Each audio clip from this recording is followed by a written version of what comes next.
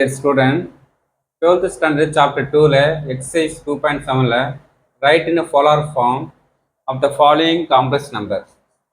ஒரு complex number கொடுத்து அதில் போலார் ஃபார்ம் கண்டுபிடிக்க சொல்கிறாங்க. ஓகேவா? இதுக்கு -2 -i2 ஓட போலார் ஃபார்ம் z = ஃபஸ்ட்டு நான் இசட்னு கன்சிடர் பண்ணி கொடுத்துருக்க காம்ப்ளெக்ஸ் நம்பரை x வேல்யூ -2, y வேல்யூ, ஐயோட கோஎஃபிஷியன்ட் ஜேவோட என்ன வரும், ஐயோட கோஎஃபிஷியன்ட் -2, இதுதான் y வேல்யூ.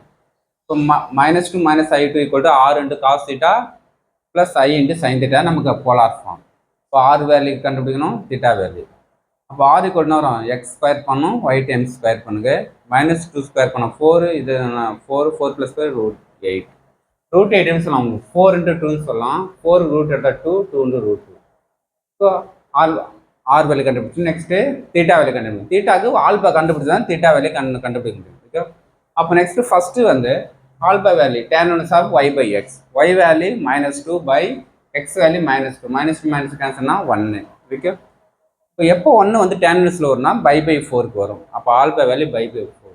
இப்போ x value negative, y value negative வந்தால் இசட் என்ன பண்ணா தேர்ட் குவாட்ரண்ட். தேர்ட் குவாட்ரண்ட்னா நமக்கு theta = alpha - π.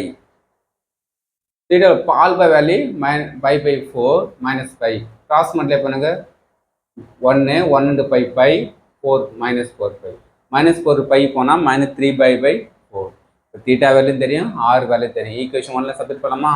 1 implies -2 -i2 = r க்கு 2 √2 cos -3/4 plus I sin -3/4. Okay, இதுதான் நமக்கு போலார் ஃபார்ம். ஓகே, கொடுத்துருக்க கொஸ்டினோட போலார் ஃபார்ம் ஆன்சர்.